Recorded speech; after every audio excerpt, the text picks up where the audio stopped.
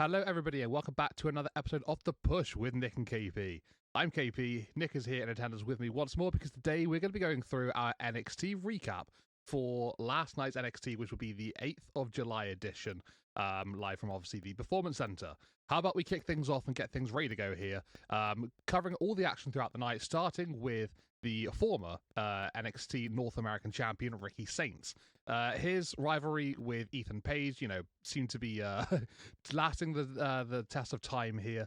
But it's been exhilarating. It's been great all the way through. I've never really thought once that it's been sort of like slow at any point.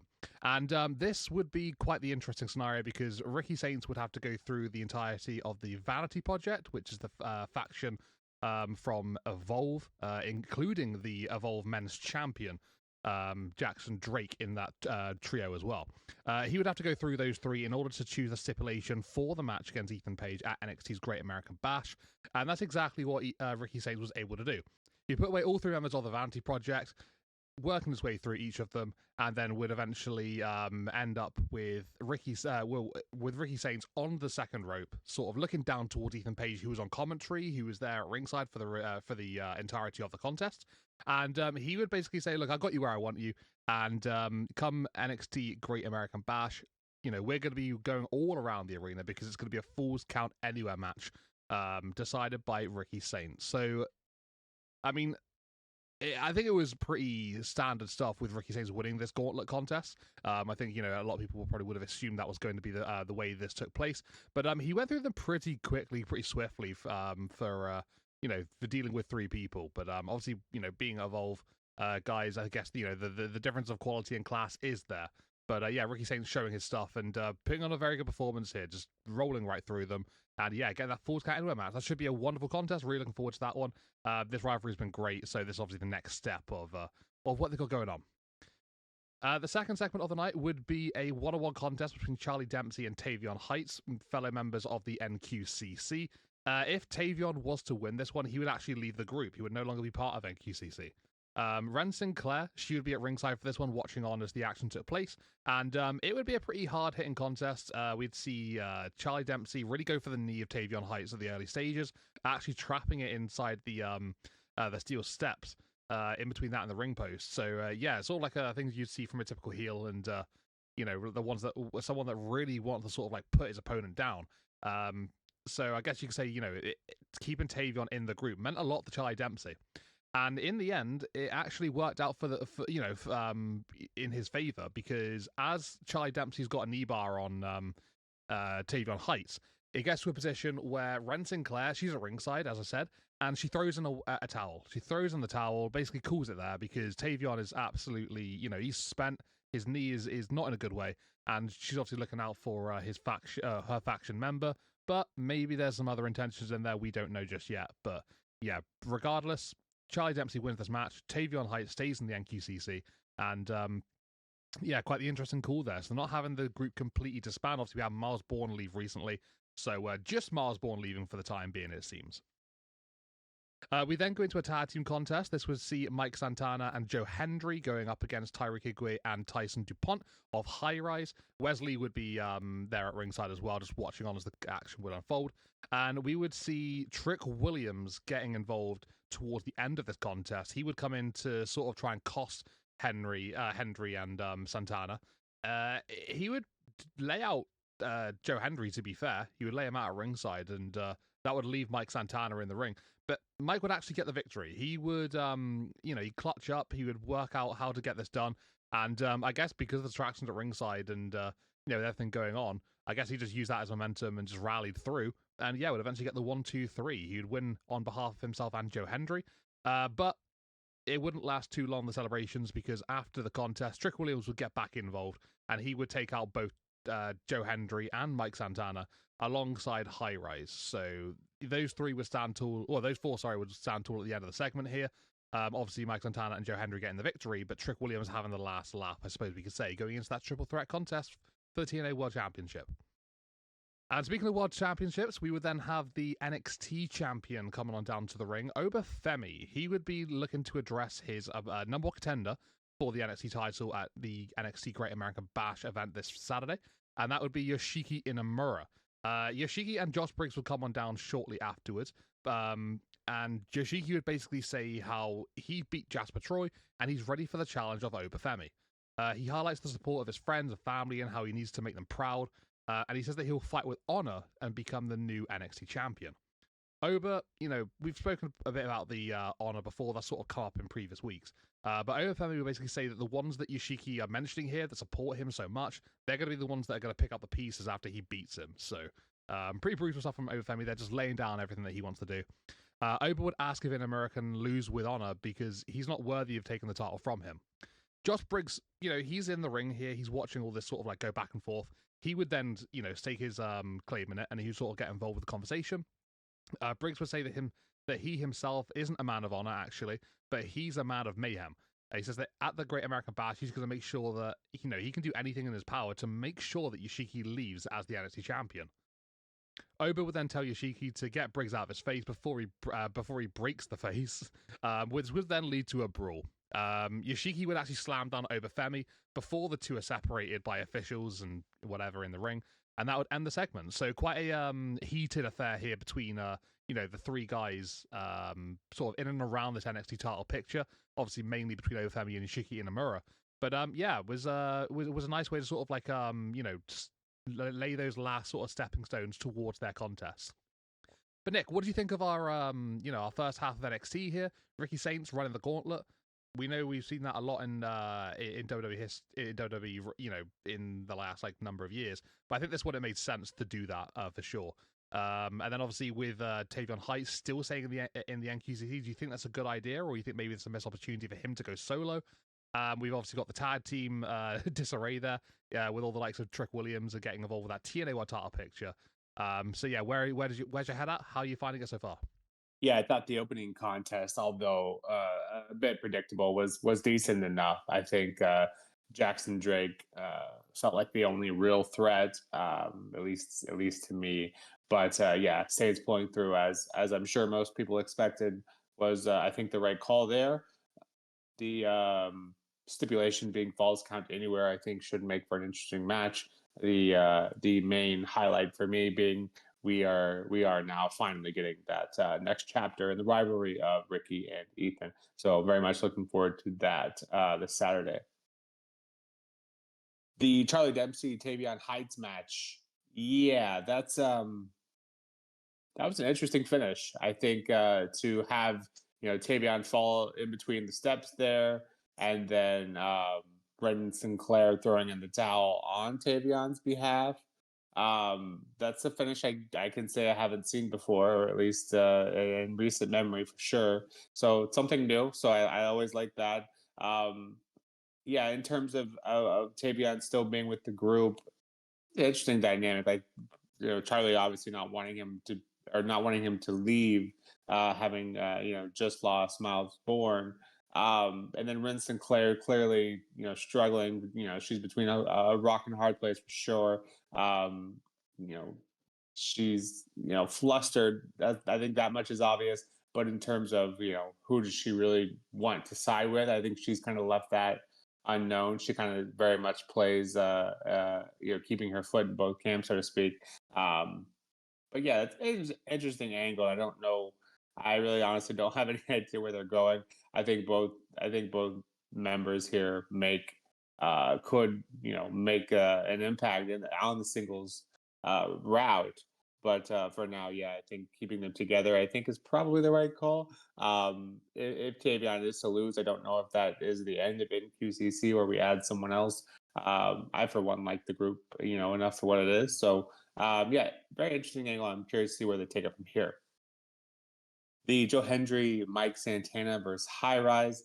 Yeah, I don't, nothing too crazy here. I, for one, having Joe Hendry and Mike Santana win, I think obviously the right call. The match ending, a bit predictable. I kind of thought that would happen, before the match even ended, but it didn't. So Trick comes in. Obviously, he did come in before it ended, but then having the chaos ensue afterwards, I think, was always going to happen.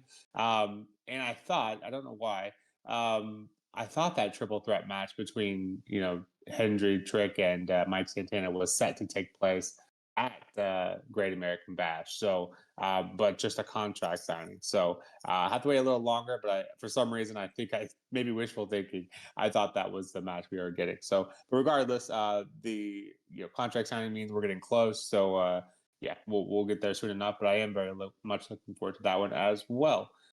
And last but not least, the Yoshiki Oba Femi segment. Yeah, Oba kind of going back to he.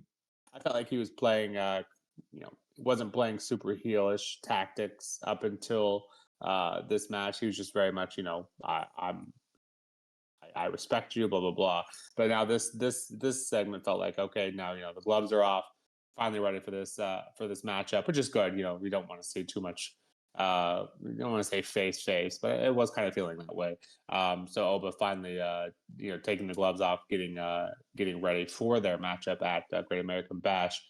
Yeah, I think we're both very much looking forward to this one. I thought this was a good enough segment to hype up their match at Great American Bash. Yeah, definitely one I'm looking forward to most at that PLE. But yeah, pretty good first half of NXT. Nothing groundbreaking. I think that's fair to say. But regardless, a nice way to set up a lot of tension for Great American Bash. Yeah, 100%. I can agree with that. Yeah, definitely looking forward to a couple of these matches that are taking place. Ricky and Ethan, and Oba and Yoshiki. I think we should be set for some pretty interesting affairs there. But how about we continue talking about everything that took place on NXT, starting with our next contest, which would see two ladies in action: Kalani Jordan and Lainey Reed. This one don't really have an awful lot to say about it. It was a good contest between both women. I thought that Kalani's always consistent. She put in a good shift as always. Lainey Reed's just sort of seemingly come out of nowhere and has made an impact. So I think every time she gets in the ring, she seems to turn a couple of heads. Seems to be pretty good with what she's doing. And she's mixing it up with arguably one of the better women on NXT in Kalani Jordan. But yeah, it was a good contest between both women, and Kalani getting the victory, I don't think is a real surprise. I'm seeing, maybe a difference in personality again now with Kalani Jordan. Maybe she is going down like a sort of like a face route again. The heel sort of thing maybe wasn't working out for her. I'm not sure what that was about, but yeah, that sort of seemed to sort of sit in for a little bit, and now seemingly it's just fading away type thing. She's sort of reverting back to what she used to be. So whether that's a failed experiment or not, I'm not entirely sure, but I mean, maybe they're just sort of trying to figure out what the exact trajectory is for her right now. But she's she's consistent anyway, and she's had another great match here. Getting the victory is fair play. Lainey Reed, I'm sure she'll start to get a little bit of momentum going soon, but for the time being, it's sort of trying to find exactly where she does belong in that sort of pecking order on NXT. The women's division so in depth, so there's a lot of women to shape around there. Next up, we'd have Jasper Troy just sort of just charging his way into the ring, really, demanding the NXT Championship match at the Great American Bash become a triple threat. I don't really think that was ever going to work, but he gave it a go. Fair play to him. And before he could really get any sort of strong case out there for why that should happen, Javon Evans would come on down to the ring. We've seen Javon Evans and Jasper Troy obviously had a little bit of back and forth over the last couple of weeks.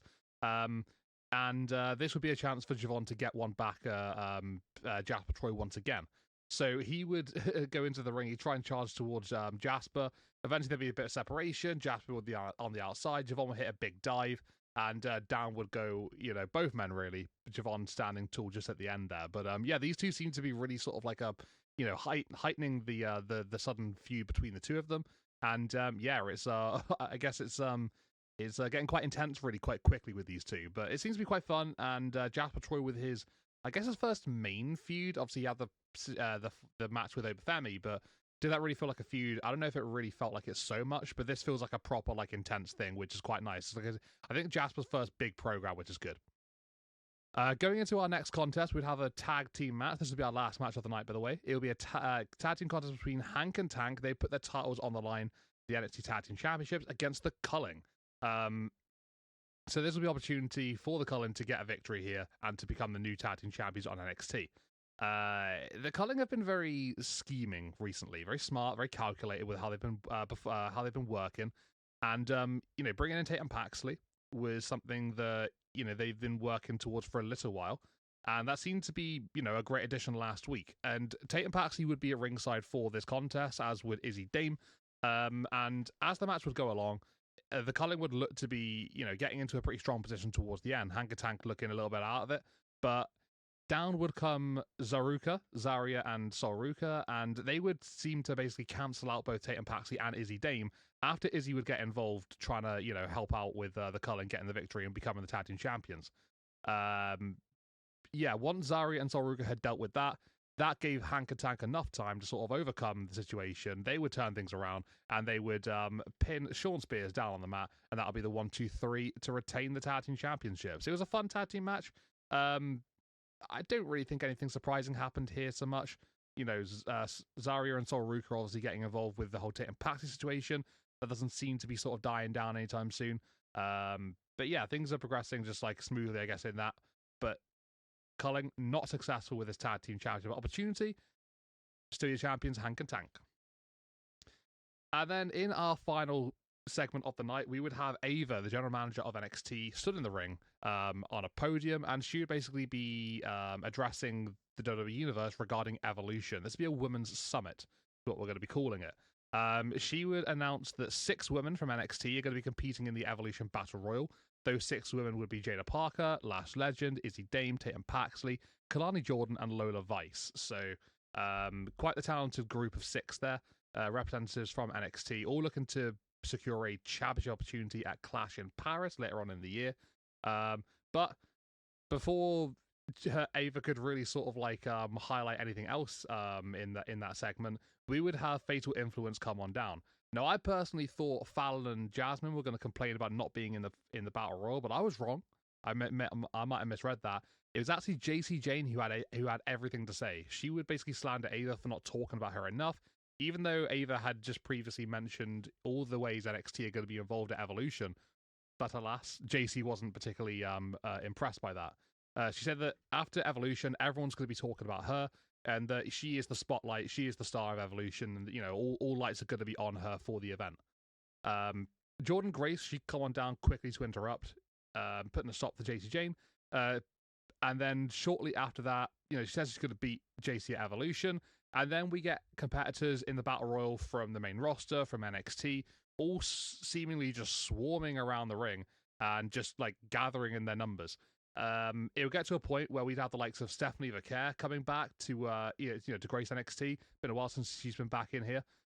We'd have the likes of Natalia and Maxine Dupree. We'd have all the competitors that Ava just announced. There'd be loads of women involved here, and there'll be a massive brawl that would erupt to end the show, and it would basically just be complete carnage at the end. So yeah, the whole women's division, near enough, just going at each other, and just basically highlighting the importance of Evolution and this particular opportunity with this Battle Royal. So the second half of NXT, I mean, I thought it was pretty great, to be honest, Nick. What did you think about it? We obviously got the women's match at the start there with Kalani and Lainey Reed. Javon and Jasper Troy sort of like raising up their intensity. The championship tag team match, pretty fun in my opinion. And then obviously that battle royal at the end with all the women involved there, and including the women's championship match for NXT as well. Evolution is going wild here on NXT. What did you make of it all? Yeah, I thought the Kalani Laney Reed was good. Maybe a little quick, but I think Kalani getting the win here, and yeah, her dynamic, the heel face dynamic there is interesting.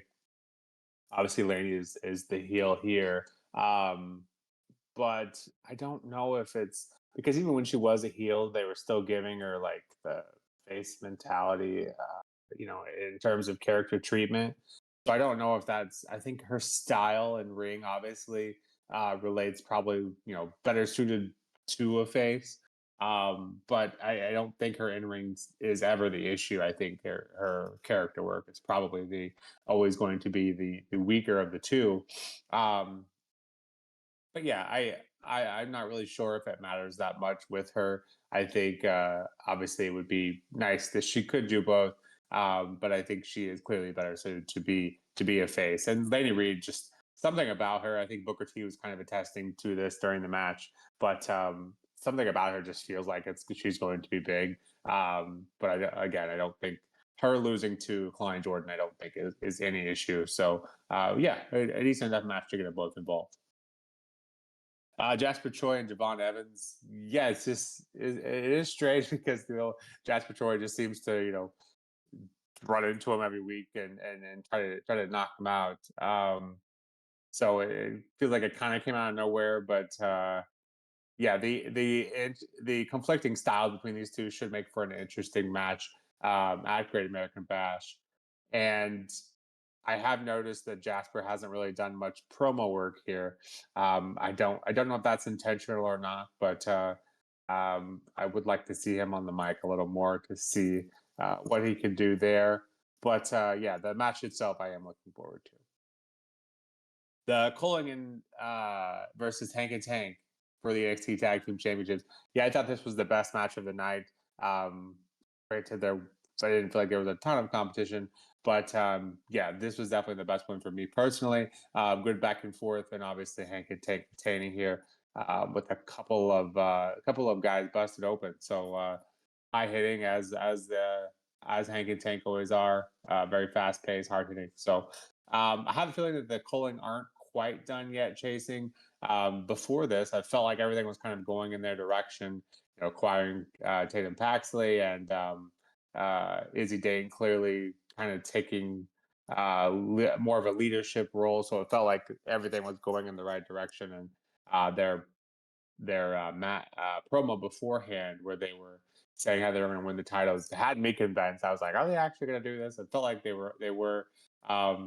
But tonight was not the night. Interesting to note that Spears threw himself in front of the bullet, so to speak. So curious to see if something else comes from that. But yeah, this was a pretty good match. And then the end, the Evolution Summit, as it was called. Nothing groundbreaking here. It was cool to see Ava announce the 6 competitors for Battle Royal. We hadn't had a ton of that in terms of who we knew were going to compete. And then everyone kind of coming down to the ring, of course, ending up in a brawl. Noteworthy, Zelina Vega was there as well, and Julia, which is interesting to say the least. But yeah, of course, this has been a brawl, and this was, again, nothing groundbreaking, but I feel like it was effective and did more in a few minutes than the main roster did in a few weeks to build for Evolution. So take that for what it is. But yeah, NXT Go Home episode for Great American Bash, I thought was good enough. Again, nothing groundbreaking, I think, overall, but a good enough episode to continue to build for Evolution and Great American Bash. For me, overall, gave this one a 6.5. Yeah, very similar to me. I gave this NXT episode a rating of 7 out of 10. I think that it did do, like you said, some nice things towards Evolution. So obviously, more than the main roster's been doing. But yeah, besides that, just like little footsteps, little baby steps, which is really all that's needed, I suppose, going into the Great American Bash. There's not really a whole lot that needs to be done. But yeah, nothing so much groundbreaking here, but some decent enough stuff to sort of like keep us going into that event on Saturday. So yeah, did all the right things and didn't need to do anything extra, basically. But there you go, guys. That is our review of NXT for this week.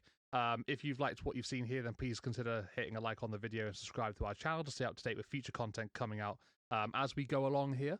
Got a whole lot of content coming out later this week, and we've got the likes of the NXT Great American Bash predictions and Saturday's main event and the reactions to Great American Bash, SmackDown recap, loads of stuff. It's a busy week in wrestling, especially with WWE. Also, thank you to everybody here for tuning on in. If you have any thoughts about what we've discussed here today, let us know in the comments, whether it's good, bad, indifferent. We'd love to hear what you're thinking. But for now, everybody, take it easy, and we'll see you all in the next one. This has been another episode of The Push with Nick and KP, and we'll see you guys again soon. Thank you very much, and see you later.